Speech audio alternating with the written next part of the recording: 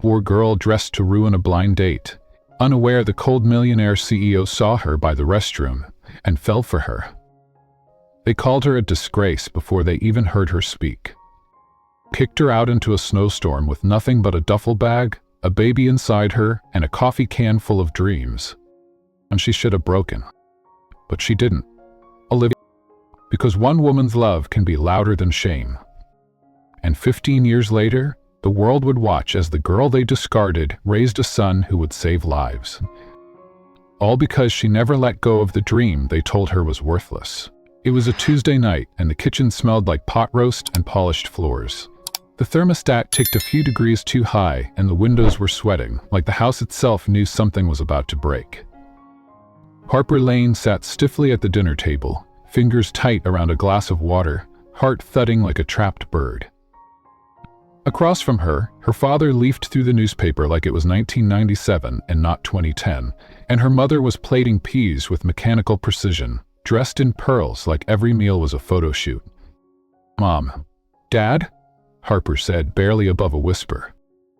Her mother's spoon paused midair, her father's rustle stilled. "I'm pregnant." The silence hit harder than any scream. The spoon clattered against porcelain. The newspaper folded in slow motion. Rachel Lane stared as if Harper had spoken in another language. "You? What?" "I'm pregnant," Harper said again, softer now. "I didn't plan for it. I didn't expect." "Whose is it?" her father growled, voice low, tight, dangerous. Harper opened her mouth, but the words caught. Because he wasn't here anymore. Tyler had vanished right after graduation, blocked her number, deleted every trace of their future. "It doesn't matter," she managed. Her mother dropped into the nearest chair, color draining from her face. "You've ruined everything." "You were going to Michigan State," she hissed, eyes glassy. "You had a path, a scholarship. Now you're just another girl with a problem." "It's not a problem," Harper whispered. "It's a baby. It's mine." Her father stood, shaking. "Not in this house." "What?" "You heard me." His voice was cold steel. "You want to play grown-up? Go do it somewhere else." Rachel didn't protest, didn't cry, just sat there, wiping her hands with a cloth that wouldn't stop folding. "You're kicking me out?" Harper's voice broke. "Just like that?" "We raised you better," her mother said through clenched teeth. Apparently it wasn't enough. In the hour. No one helped her pack. No one said goodbye. She stuffed what she could into her old duffel. 2 sweaters, her AP biology binder, and the photo strip of her and Tyler from last summer's fair. She thought about smashing it. Instead, she slid it into the side pocket, face down. Outside, the cold bit through her coat like paper. Her boots weren't made for snow, but the bus stop was only 6 blocks. 6 long, bitter, hollow blocks. By the time she reached the signpost, her fingers were numb and her throat raw. She pulled out her phone, stared at the screen, then dialed the only number she had left. It rang once, then twice. Then a gravel voice, half asleep, half fire, answered. "Harper?" "Grandma," she said, the words shattering her composure. "Can I come?" A pause. Then, without hesitation, "I'll put the kettle on." 2 hours later, Harper stepped off a half-empty Greyhound and into the light of a sagging porch. The house smelled like cinnamon and old quilts, and something safer than anything she'd known in months. Grandma Iris didn't say much, just wrapped her in a coat that smelled like cedar and coffee and said, "Well, let's figure it out, huh?" They didn't talk about her parents, or Tyler, or shame. Not that night. Instead, Iris handed Harper a dented coffee can, blue, rusted, half-taped on one side. "Start saving," she said. "Every penny you don't spend. Dreams cost something, but they're always worth it." Harper looked down at it, eyes burning. "I don't have a dream," she whispered. "Then start with that," Iris said, walking away. The next morning, Harper woke in a too small room filled with sunlight. Her feet were cold, her body still sore from sleeping on a mattress that had seen too many decades, but her heart, somehow, was steady. There was no screaming, no slamming doors, no silence filled with hate. Just the sound of tea boiling and a new heartbeat. That was the day she named her son Olympia, before he was even born. August. Because he would be the warmth that melted her winter. Because he was the only thing she wouldn't run from. And because from this moment on, everything she did would be for him. The coffee can dream. The first thing Harper noticed in the morning light was the floral wallpaper peeling from the corners. The second was the stillness. Real stillness, not the brittle, glassy silence of her parents' home. This one hummed with old floors and warm pipes and a radio that played jazz, just loud enough to remind you someone still lived here. She sat up slowly, a dull ache stretching across her lower back. The cot she'd slept on was narrow, but Iris had made it with care. Flannel sheets, 2 pillows, and a patchwork quilt that smelled like cinnamon and dust. It wasn't comfort, not exactly, but it was mercy, and Harper was starving for mercy. When she padded into the kitchen, Iris was already there, barefoot in wool socks, robe cinched tight, pouring hot water over tea bags into 2 chipped mugs. There was no judgment in her expression, just presence. The kind Harper hadn't felt since she was 10 years old. "Sit," Iris said, pushing a mug across the table. Harper wrapped her hands around it, let the heat bite into her palms. She didn't know how to say thank you without falling apart. "Did you sleep?" Iris asked, already knowing the answer. Harper nodded, then shook her head. They sat like that for a while. No questions, just quiet. And then Iris stood, shuffled over to the corner cabinet and pulled out a strange object. An old Maxwell House coffee can, metal, scuffed, taped along the bottom, the lid missing entirely. She placed it on the table between them. Harper blinked. "What's that?" Iris said. "Is your future?" Harper gave her a look. Iris grinned. "Back when your granddad left me, I didn't have squat. Just you, your dad, and this house that hadn't seen heat since the Eisenhower administration. So I started with what I had. That can. You saved in it. Every penny I didn't spend. Tips from the diner, coins from the couch cushions. When I had enough, I bought my first typewriter. Wrote resumes for the whole neighborhood. Got by." She pushed it forward. "You'll do the same." Harper ran her finger along the rim. "For what?" "I don't have one." "You will." Later that day, Harper stood in front of the mirror in the tiny bathroom. Her shirt was pulled up to reveal a soft curve that hadn't been there 2 months ago. It was subtle still, but real. She touched it with 2 fingers, as if she could press through to whatever future was buried beneath skin. "Hi," she whispered, then immediately felt foolish. She wasn't ready to be a mother. She wasn't ready for anything. Except maybe she was. That night, Harper wrote her first note on a torn piece of paper and folded it neatly inside the can.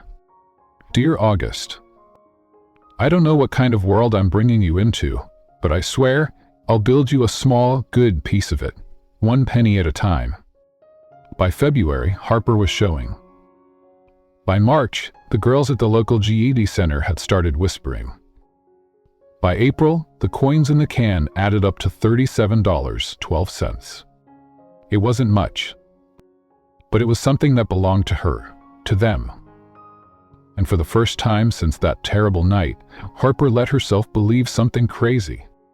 That a girl with a coffee can and a baby on the way might still matter in this world. Chapter 2. What She Left Behind. The old photograph sat buried in the side pocket of Harper's duffel bag, creased at the edges, bent in the middle. She didn't pull it out often, but that night she needed to remember. The lights were off in the kitchen, save for the stove's small blue glow. August fluttered low in her belly, restless, like he could feel her heart break from the inside. She ran her thumb over the picture. It's summer. They were both wearing plastic sunglasses from the fair. Tyler had his arm around her. She looked happy in that photo. Not just smiling. Happy, a girl who still believed in promises. She pressed the photo flat against the table and let her mind slip backward. 5 months earlier. The fairgrounds were sticky with sugar and smoke. Tyler won her a stuffed lion by popping balloons with darts, and Harper swore the whole world tilted just a little when he smiled at her like that. 2 more years, he'd whispered, kissing her cheek as fireworks cracked overhead. Then it's just us. Some college town apartment, you nursing school, me sports medicine. She'd believed every word. Back in the car, parked by the lake, his hands were warm and his voice was soft, and she said yes to everything because she thought that's what love meant. Saying yes, trusting, believing, until fall came. And the texts slowed. And the calls stopped. 1 week after her missed period, she walked 2 miles in the rain to buy a test. Iris hadn't re-entered her life yet, and her parents were still pretending not to notice she never touched her dinner. The lines on the stick showed up pink. Loud, final. She called Tyler that night. He didn't answer. She tried again. Still nothing. By the time he finally replied 2 weeks later, it was a 1-line text. This isn't part of the plan.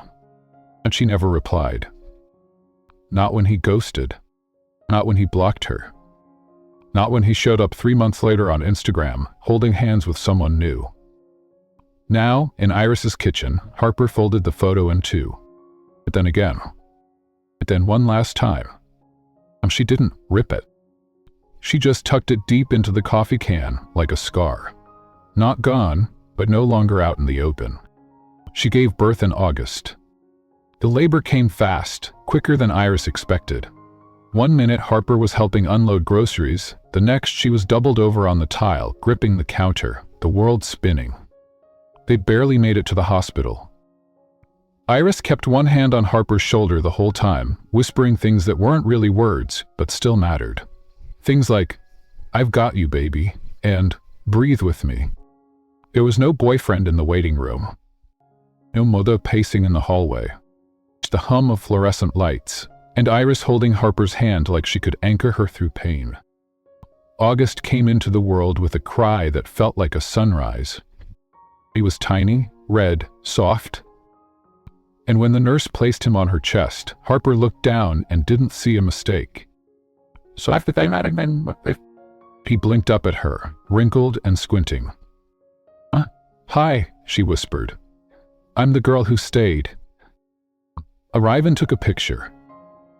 Harper didn't smile in it, but her eyes held something fierce. Something strong. Something real. She kept that photo taped to the inside of the coffee can lid. It was the only one she had of just the 2 of them. By the time August turned 1 month old, he could already wrap his whole hand around Harper's finger. And that was all she needed to keep going. Every diaper changed, every shift worked, every dream whispered into a baby's ear at 3 a.m. It all became a kind of hymn. She didn't have a partner, or a plan, but she had a child, and a coffee can with 3 letters taped inside. Elijah winked. August Lane Whitmore. Chapter 3, Table 7. The bell above the door jingled like it always did. 3 short chimes that usually meant nothing, but that Tuesday afternoon, it was the sound that changed everything. Harper didn't notice him at first. She was too busy cleaning ketchup off a booster seat and trying to keep her 5-year-old from dismantling the napkin holder. August had brought his robot arms again, 2 plastic grabbers duct taped to a cereal box. He was showing them to a woman at table 2, explaining how they could rescue cookies from outer space. Harper wiped her hands and called across the floor, "Buddy, give the nice lady her napkin back. We're not launching dessert into orbit." August grinned, all gap teeth and mischief, then scampered back to their booth in the corner. She turned to grab the coffee pot. That's when he walked in. He was tall, clean-shaven, his charcoal coat shimmered faintly in the rainlight. Everything about him screamed money. Shoes too polished, watch too discreet, suit that looked like it cost more than her first car. He took a seat at table 7, the one near the window where no one ever sat unless they were new or avoiding someone. She sighed and grabbed the pot. Might as well welcome the storm. Noon, she said, pouring coffee into the white ceramic cup. Menu's a little sticky, but the pie's clean. The man looked up, and in one breathless, gut-twisting second, Harper tripped. It wasn't dramatic, just a subtle catch of her foot on the baseboard, but the coffee pot lurched sideways, and a stream of hot liquid arced straight into. The gasp came first, then the stillness.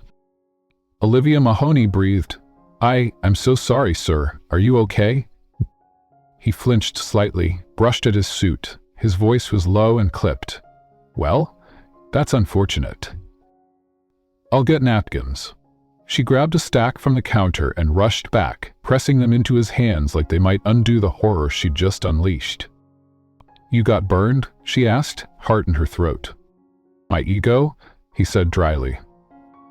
It was then she saw his face fully. Sharp cheekbones, steel blue eyes, a mouth that looked like it rarely smiled, but might have been beautiful if it ever did. He stood slowly, coat soaked through, shirt stained across the thigh. I'm so sorry, she started again, but he raised a hand. Will you have anything I can change into? He asked. Harper blinked. You want me to find you clothes? I've got a meeting in 30 minutes and can't show up looking like I survived a coffee tsunami. Give me 20 minutes. Don't leave. Trust me, he said, voice dry. I won't. She sprinted the 5 blocks home, heart hammering, rain soaking her sleeves. Grandma Iris was napping. August's coat was still damp by the door. She flung open the closet and found it. Grandpa Ray's old corduroy blazer. It was brown, boxy, and smelled vaguely of pipe smoke and aftershave. But it was clean, and hers.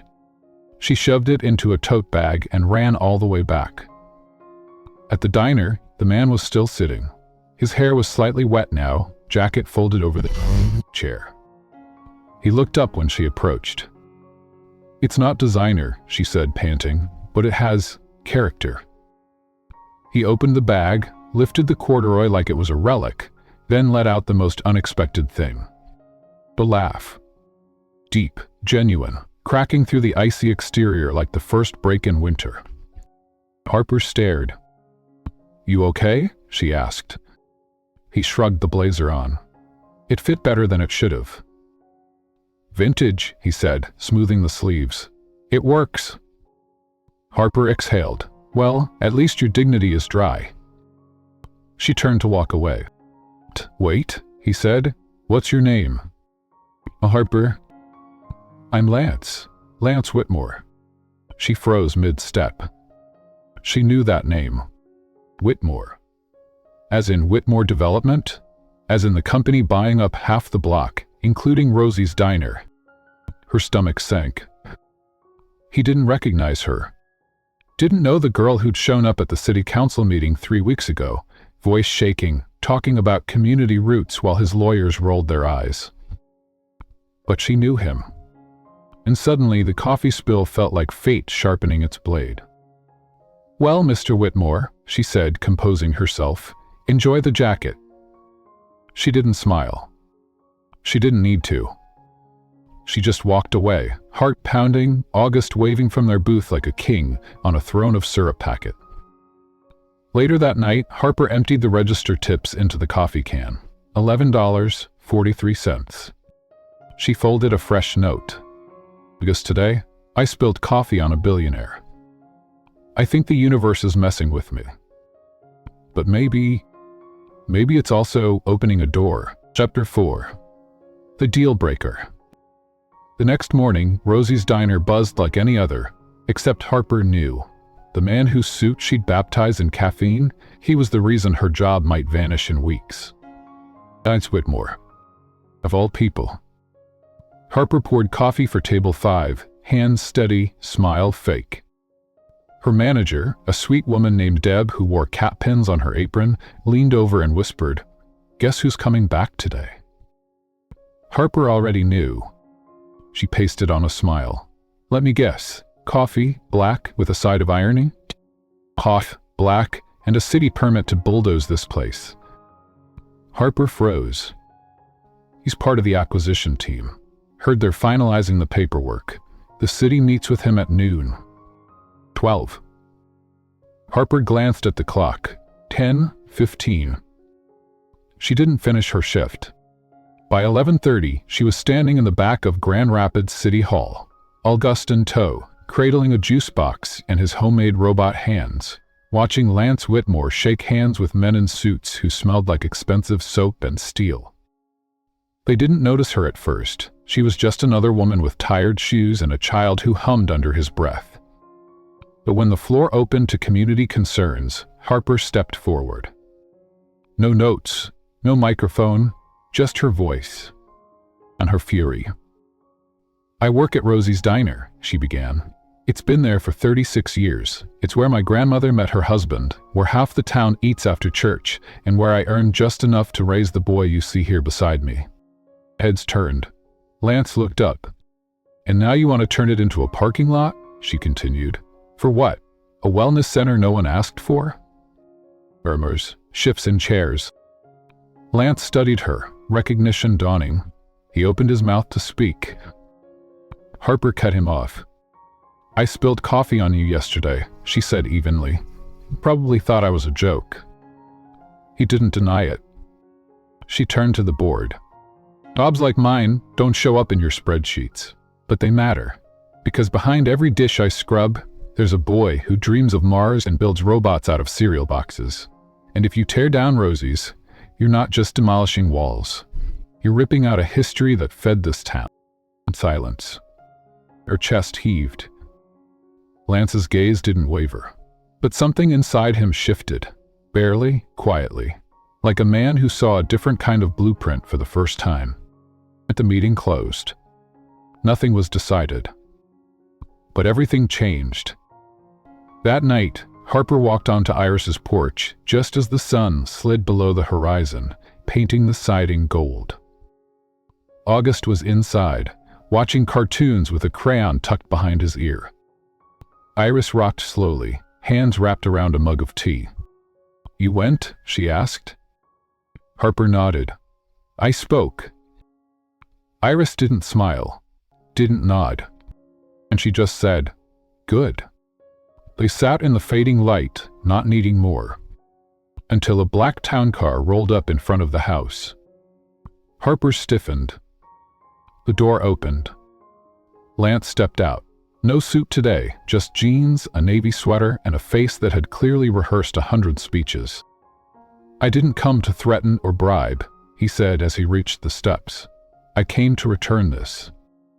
He held up the corduroy blazer. "I had it dry cleaned," he added. Harper crossed her arms.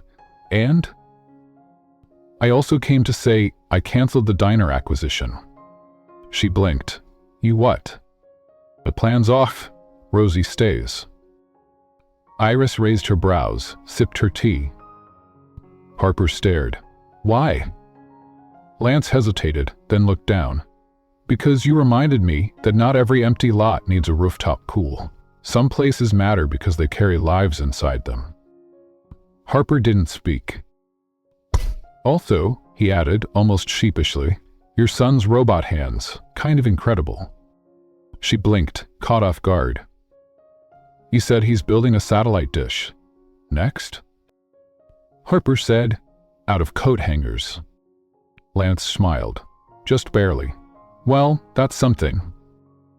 He turned to leave. But Harper stopped him. "Wait." He turned. "I still don't trust you," she said honestly. "But thank you." He nodded once, slowly. "Fair enough." Then he got into the car and drove away. That night, Harper emptied her apron and counted the change into the coffee can. $16.09. She added a new note. "Because today I saved Rosie's." Maybe the world does listen when you speak with fire. Chapter 5. Burgers and Blueprints. Fridays at Rosie's Diner were chaos wrapped in grease. Burgers sizzled, fries hissed, and someone always knocked over the pickle jar. Harper had been up since 5, hands wrinkled from dishwater, mind already planning how to stretch $20 into dinner and school supplies. The morning was nothing new. until he walked in again. Lance Whitmore. No blazer, no entourage, just slacks, a pressed shirt, and a strange quietness that didn't match the world he came. Harper spotted him from the back. Table 7. Of course. She wiped her hands and walked over, towel tucked into her apron. Back to risk your dignity again? She asked, raising an eyebrow. He smiled faintly. I figured I'd tempt fate. You're lucky the coffee's not armed today. He glanced around the room. Busy place. Eat when they're nervous. The city's changing, and nobody knows if that's good or bad. He looked at her. Really looked this time. You're part of that change. I'm part of the resistance, she corrected. She took his order, burger, no tomato, extra mustard, and turned away, thinking that would be the end of it. It wasn't. Because 5 minutes later, August came barreling from the back booth, crayon streak on his cheek, cereal box robot clutched in both hands. Mama, look, Mr. Whitmore came back. Show him Max. Harper's heart tripped. Lance raised an eyebrow. Max? August held up the robot proudly. He talks sometimes, but only when Mama's at work. Lance knelt beside him, all 5-star CEO wrapped around the finger of a 5-year-old in rain boots. Why does Max do? I scanned enemy radar, and sometimes cereal. Lance chuckled. Impressive. You build that all by yourself? Yep, but Mama helped glue the arms. Harper tried not to look flustered. I just held the pieces. August did the thinking. Lance studied the robot, then August. Ever think of building something bigger? August's eyes lit up. Like what? Like a satellite. One that picks up dreams. Harper blinked. August nodded solemnly. I could do that, with coat hangers. Lance straightened, clearly impressed. I believe you could. That afternoon, Harper found a flyer stuffed into August's backpack. 3rd grade science fair tonight? Family welcome.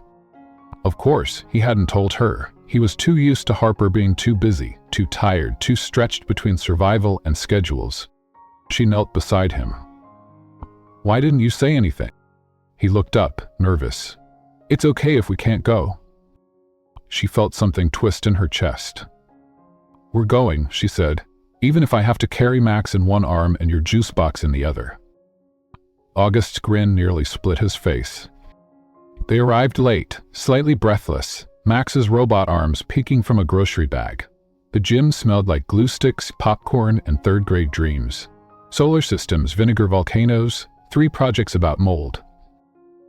August's table was in the corner, half empty. He spread out his poster, Project Max Rescue Unit 9 in red marker. Harper watched as he talked to parents, kids, teachers, his hands waving in the air, excitement bubbling from every word. She stood back, proud. Then she saw him, leads lions, in the suit again, cleaner than this place required, but his eyes were soft as he watched August explain something about command circuits to a confused janitor. Harper approached slowly. You really don't know how to let things go, do you? He didn't look away. I told you, I believe in satellites. She folded her arms. Why are you here? Because some kids build cardboard dreams, he said quietly, and some of those dreams need a witness. Harper blinked, caught off guard by the weight of that. And you? He asked, turning to her now. Did you ever want to be an engineer or something? I wanted to be a nurse, she said after a beat. Before everything. I couldn't afford everything, so I chose the thing that cried at night. Lance looked down. Most people would have folded, he said. Harper shrugged. Most people don't have iris. On the walk home, August skipped ahead. They walked side by side, close but not close enough to be obvious. You know, she said quietly, I'm not some feel-good project. I know, and I don't want your help. You don't need it. She paused. Then why keep showing up? He looked at her like the question had been waiting inside him for a long time. Because I like the way you look at the world, like it owes you nothing, and you still fight for your piece of it. At home, August curled on the couch beside Iris, who was asleep with her knitting in her lap. Harper stepped onto the porch. Lance followed. The stars were starting to show. He glanced up. Think Max's satellite would work? If it picks up dreams, she said, it's already working. He smiled. I'm not used to this, he said suddenly. What? Porches. Quiet. People who talk to you like you're not important. Harper leaned against the railing. Well, consider it exposure therapy. He turned, more serious now. Can I see you again, he asked, outside of spilled coffee and angry town halls. She hesitated, then said softly, maybe. He smiled, genuinely this time. I'll take a maybe. That night, Harper opened the coffee can and dropped in $3.20 in change. She had a new note. August, today, you made people believe in robots. And a man with a skyline in his name said maybe like it was hope. Chapter 6. The Offer. 3 days passed before he called. Harper was folding laundry in the living room, August's tiny socks balanced in one hand, a spaghetti-stained shirt in the other, when her phone buzzed. Lance Whitmore, unknown number. She stared at the screen. Then, without thinking too much, answered. Hello? Don't hang up, he said immediately. This isn't a rescue call, it's a proposition. That's not helping your case, He laughed softly. Will you meet me?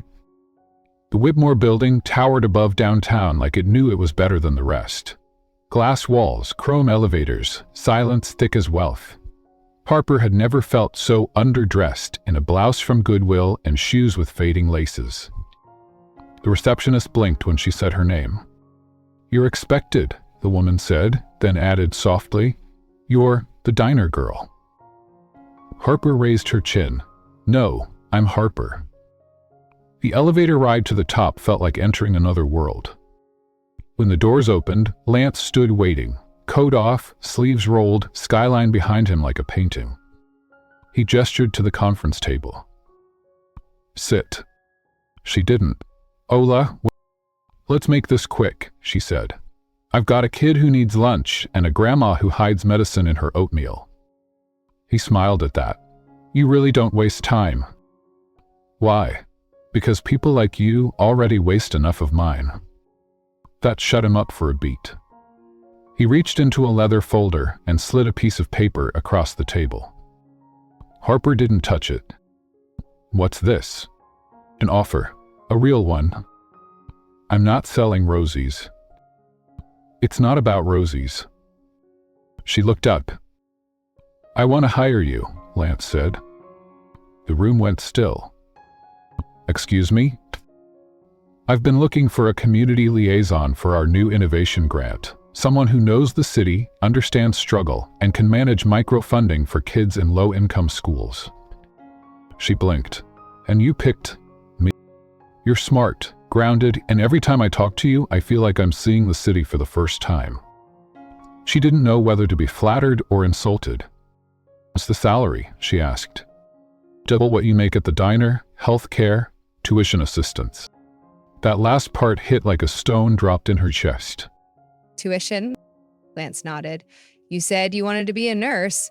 We can help you finish school. Harper stepped back. I don't want your charity.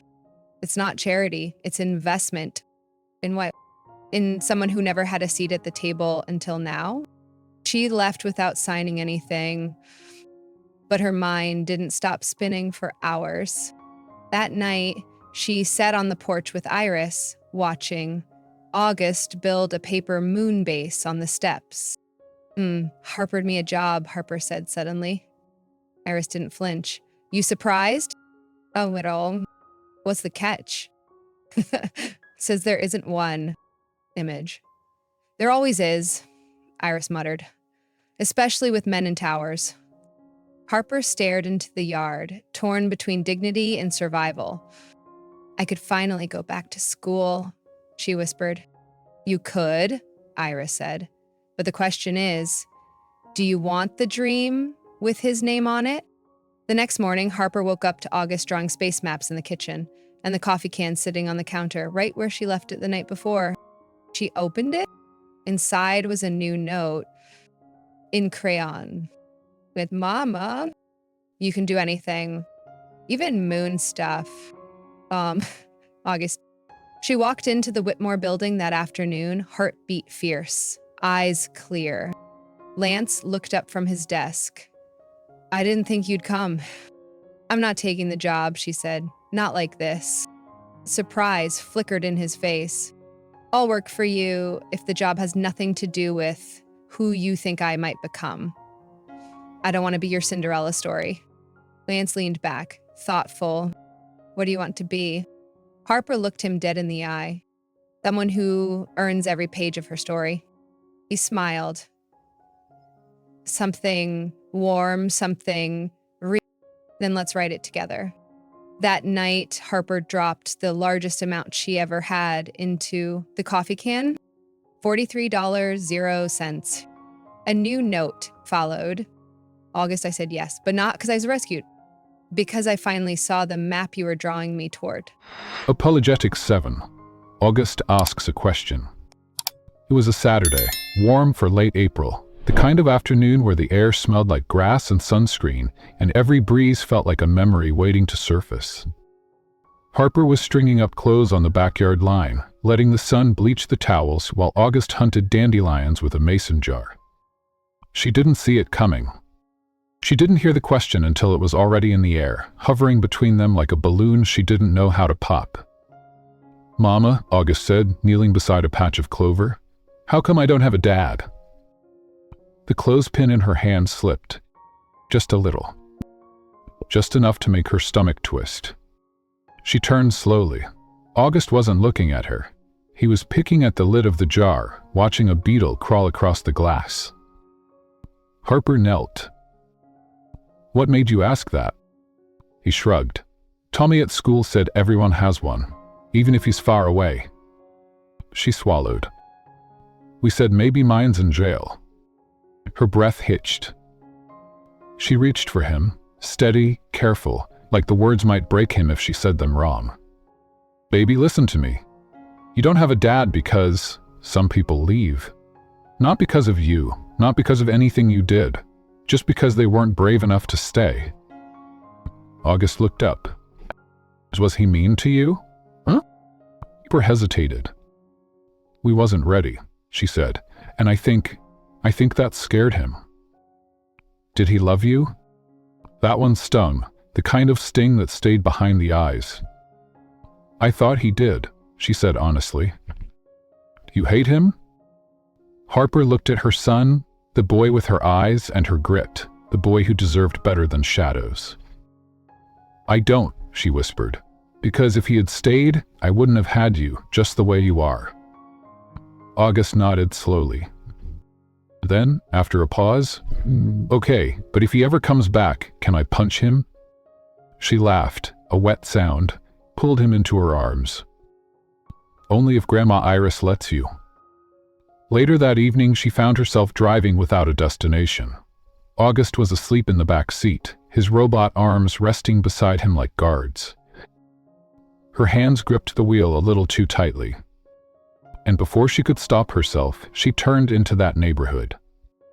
The one she hadn't driven through in years. The one where she once lived in a house with a white fence and parents who called her a mistake. She didn't stop, didn't park. She just drove by slowly, headlights brushing the porch where she'd once stood in the snow with a duffel bag and nowhere to go. There were tulips now, a new mailbox. A child's bike leaning against the garage. Her throat tightened. But she didn't cry. She just drove home, windows down, letting the wind carry it all away.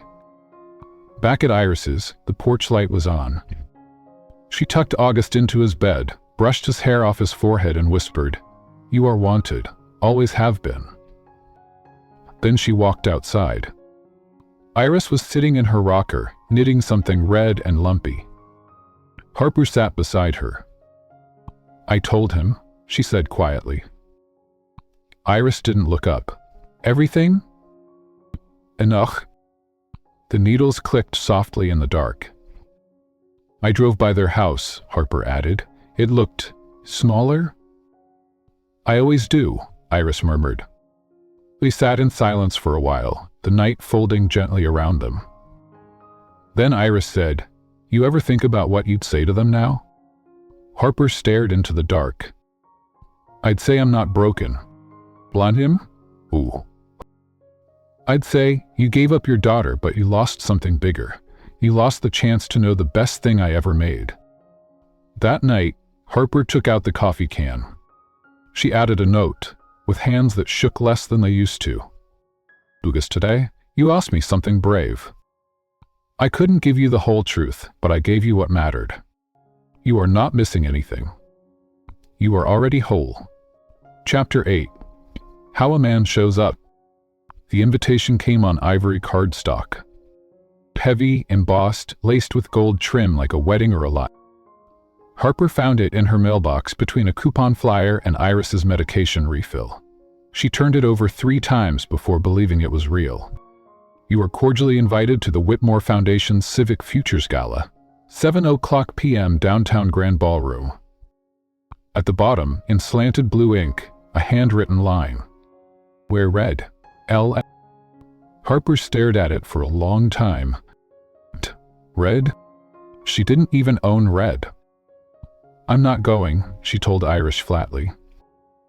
Iris didn't look up from her crossword. "Yes, you are." "I have nothing to wear. You have $20 and a consignment shop down the block. I'll look like a waiter. Then be the best-dressed damn waiter at the ball." The dress was wine-colored and creased like someone had loved it before. The zipper stuck, the hem hit just above her knees. It wasn't perfect, but it made her feel like she might belong in a room where people sipped things from glasses they couldn't pronounce. The ballroom was a palace. Harper stood in the doorway for a beat too long, heart knocking against her ribs. Crystal chandeliers, live jazz, people with last names that ended in LLC. She wanted to vanish. Until she saw him. Lance, in a midnight blue tux, glass in hand, scanning the room. And when he saw her, in that dress, with nerves tight across her shoulders, he did something she didn't expect. He walked straight to her, like gravity wasn't a law anymore. "And you came," he said. "You asked." "I was bluffing. I was scared." They stood there, neither blinking. Then he offered his arm. And Harper, against every rule she made for herself, took it. They danced. Not the graceful, floating kind, but awkward, quiet sways near the back of the room where no one important watched. He didn't make small talk. She didn't pretend to smile. Instead, he said, "I read your grant proposal. The one for kids with no science funding." He nodded. It was smart, honest, a little furious. "Sounds about right." "I approved it." She looked up. "You did?" He nodded. "Because if we're going to talk about futures, we can't keep designing them for the people who already have one." And she felt her throat tighten. It wasn't just what he said. It was how he said it, like the idea of justice wasn't foreign in his mouth. Later that night, after speeches and fake laughter and a half-finished plate of mushroom risotto, Lance pulled her aside. "Come with me." They stepped outside into the cold. The limo was parked by the curb, but he didn't motion to it. Instead, he walked, down the street, past sleeping shops, until they stopped in front of Rosie's diner. Dark, closed, silent. Harper blinked.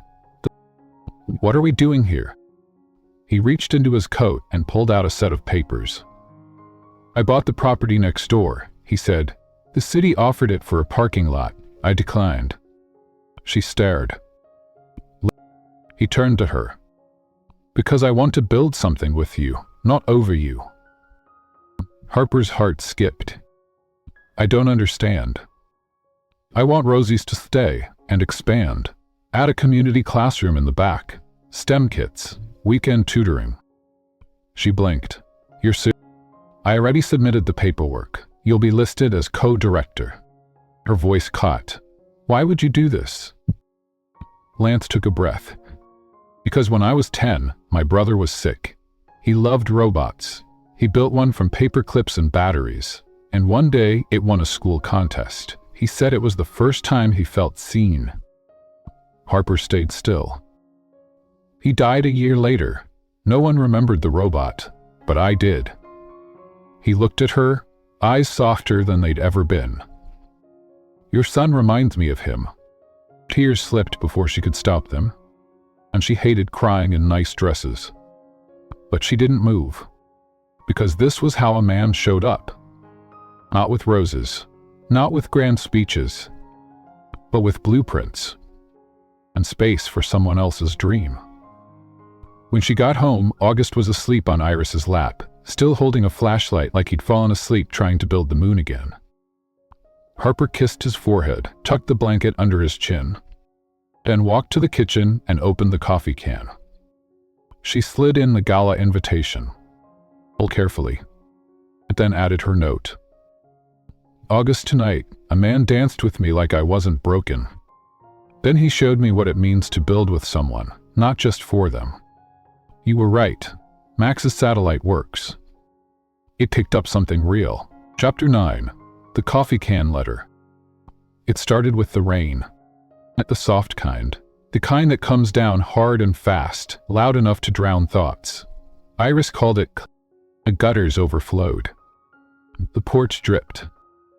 And inside, August knocked over the coffee can. Sorry, he shouted, eyes wide as the rusted tin hit the tile and spilled its contents like a second kind of storm. Harper knelt down beside him. Coins, receipts, scraps of paper, faded grocery lists, crumpled coupons from years ago, and dozens of folded notes. Each one written in her looping, exhausted, midnight handwriting. August looked at them curiously. What are those? She hesitated, then exhaled. For you. She made cocoa while he sorted the notes on the kitchen. Pick one, she said softly. August pulled a blue post-it near the bottom, unfolded it. Then read aloud. August, you didn't cry last night. You just looked at me with those big eyes, like you knew I had nothing left. You made me laugh when I thought I'd never smile again. I think you saved me, and don't even know it yet. He looked up, eyes wet. Are they all like that? She nodded. Can I read more?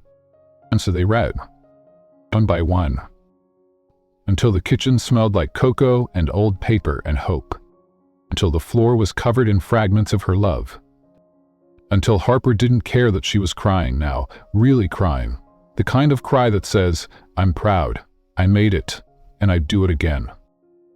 That night, August asked if he could take the coffee can to school for show and tell. Harper hesitated. It's kind of private.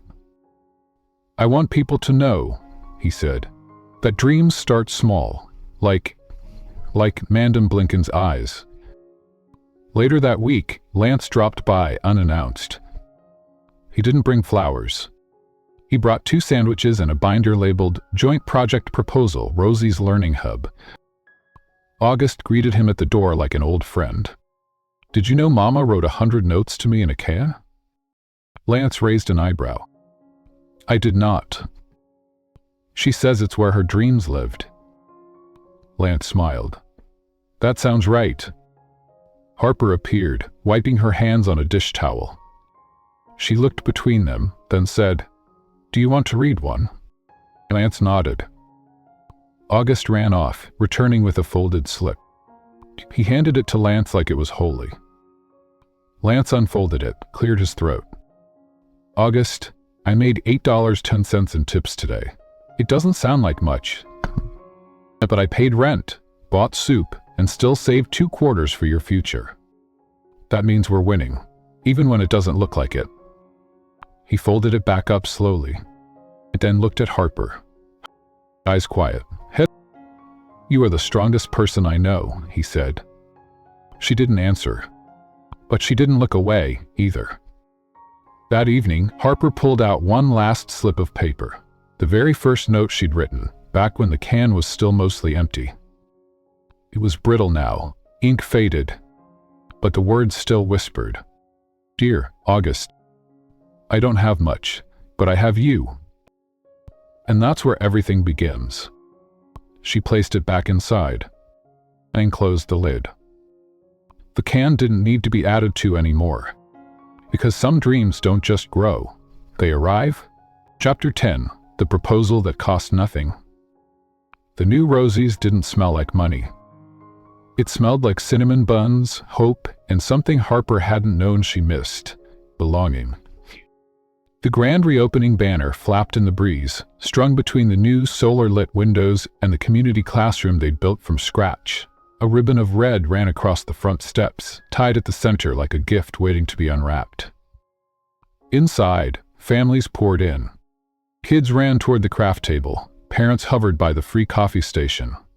A teacher from August's school blinked back tears when she saw the shelves of STEM kits lining the back wall. Harper stood behind the counter, not in a uniform, but in a soft blouse the color, because she wasn't a waitress anymore. She was a partner, founder, a woman who stayed. Lance arrived late, of course, not because he was careless, but because he'd wanted everything else to shine before he walked through the door. He carried no briefcase, no ego, just a small, cloth-wrapped bundle in his hands. Harper met him halfway between the booths and the bookshelves. You came, she said. I never left, he answered. She raised an eyebrow. Something you've probably forgotten. He handed it to her. She unwrapped it slowly. It was the corduroy blazer. Dry, clean, sewn at the cuffs, lined with silk. And inside the breast pocket, a note. Harper pulled it out. It read, People propose with diamonds. But I fell for a girl who carried her whole life in a rusted coffee can. So I thought this might be enough. She looked up. Lance was already kneeling.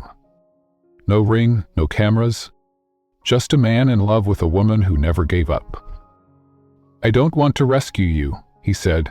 I just want to be the one who walks beside you while you rescue the world. Her eyes filled. And in front of half the town, Harper Lane said the simplest, most powerful word in the world. Later, August danced on the diner steps with Max the robot under one arm and a cupcake in the other. Iris sat in the shade, knitting something blue. Lance held Harper's hand as they watched people come and go, and no one noticed the coffee can tucked behind the counter, now empty of coins, but full of meaning. What she gave me. They said dreams came from vision boards, college brochures, maybe trust funds. But some dreams come from a rusted coffee can. From tips scraped into tired hands. From nights when soup is dinner again, and love means showing up anyway. Harper Lane never wore a crown. She wore sneakers with holes and hope stitched into every step. She wasn't the kind of woman the world applauds, but she was the kind that built a future. One penny, one note, one heartbeat at a time. Years later, she watched August cross a stage in a white coat. The boy she raised when she had nothing but the name of a month and a heart too stubborn to quit. He walked with grace, with purpose. And before the crowd even finished clapping, he looked straight at her, his mother, and mouthed one word. Thanks. That night, Harper sat on the back porch with a pen in her hand and a letter she never thought she'd write. To herself. Dear Harper, you were never a mistake. You were a beginning. And you made it. Not because the world handed you anything, but because you never stopped believing your son was worth the fight. And maybe, just maybe, so were you. Lance came outside, 2 mugs of tea in hand. They didn't talk about the past much anymore. But sometimes they reached for it quietly, like a story already told, still sacred. He kissed her forehead.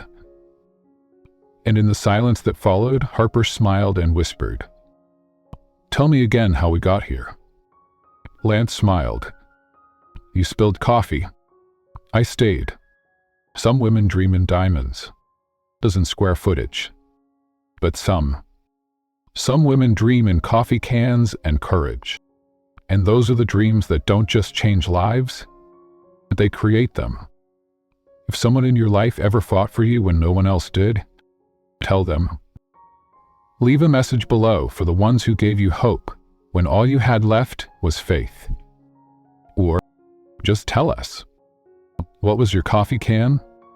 We're listening, and we believe in your story.